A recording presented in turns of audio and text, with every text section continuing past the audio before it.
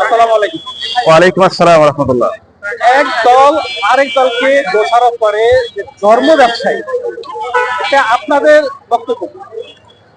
আপনার মাধ্যমে আমি দেশবাসীকে সালাম দিচ্ছি, আসসালামু আলাইকুম রাহমাতুল্লাহ। ধর্ম ব্যবসার সঙ্গে আমরা যেটা বুঝি সচরাচর যারা সিজনাল ভাবে ধর্মীয় লেবাস ধারণ করে, মানে সিজন আসলে, যেমন নির্বাচনী সিজন আসলে সে টুপি মাথায় দেয়, তাসবিহ পরে, তারপরে পাঞ্জাবি গায়ে দেয়, সময় অসময়ে নামাজ আদায় করে, মানে তার উদ্দেশ্য আসলে ধর্মীয় পালন নয়, এটা হচ্ছে নির্বাচনী বৈতরণী পার হওয়ার জন্য একটি প্রতারণা ছাড়া আর কিছুই নাই। আর যারা সবসময় ধর্মীয় পরিবেশে থাকে, ধর্মীয় পোশাক পরে, ধর্মীয় নীতিমালা পালন করে, এদেরকে ধর্ম ব্যবসায়ী বলার কোনো সুযোগ নেই।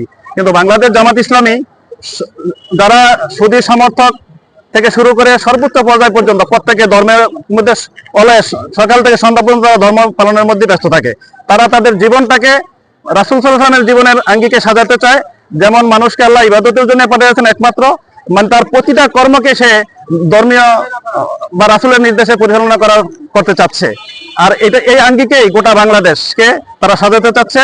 আপনাদের মাধ্যমে আমরা গোটা দেশবাসীকে আহ্বান করতে চাই, বাংলাদেশ জামাত ইসলামীর মাধ্যমে এদেশে একটি কল্যাণমুখী রাষ্ট্র প্রতিষ্ঠার মাধ্যমে এদেশে দুর্নীতি, অপকর্ম, অপসংস্কৃতি এবং চাঁদাবাজি, সন্ত্রাস, নৈরাজ্য দূর হবে।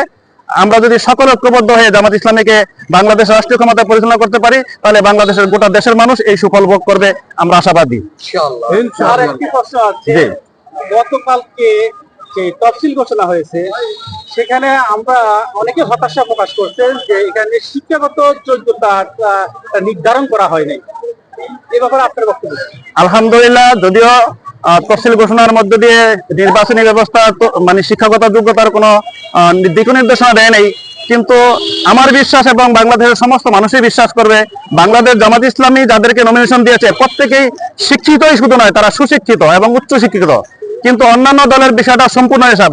অন্যান্য দল যাদেরকে নমিনেশন দিয়েছে এরা সচরাচর কেউ ব্যবসায়ী, কেউ অল্প শিক্ষিত, এদের মধ্যে অনেক অল্প শিক্ষিত মানুষ এবং এলাকার কি বলে যেটাকে আধিপত্য বিস্তার, যাদের পেশি শক্তি বেশি, তারা সন্ত্রাসী কায়দায় যারা একটু নিজেকে প্রতিষ্ঠিত করতে চায়, এমন লোকদেরকে দিয়ে তারা তাদের নির্বাচনী ময়দান সাজিয়েছে। কিন্তু বাংলাদেশ জামাত ইসলামী শুধু শিক্ষিত নয়, উচ্চ শিক্ষিত, ডাক্তার, ইঞ্জিনিয়ার, আলেম, ওলামা, সর্বশ্রেণীর মানুষকে নিয়ে তাদের নির্বাচনী ময়দান সাজিয়েছে।